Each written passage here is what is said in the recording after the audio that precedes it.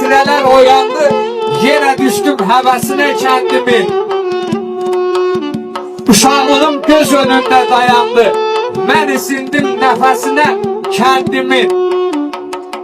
Yox idi bir rahatlığım dicliyim, bezdirərdi çoxlu nadicliyim. Hay haraylı dəliqanlı gəncliyim sığışmazdı sinəsinə kəndimin. Səhər durub qarğa atım minərdi,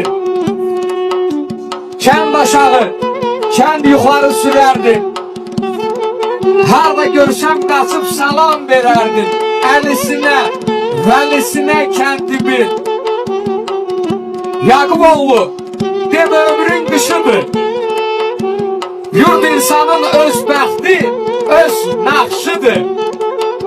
Allah haqqı, yaxşı elə, yaxşıdır, qurban olum, qəlisinə kəndimin.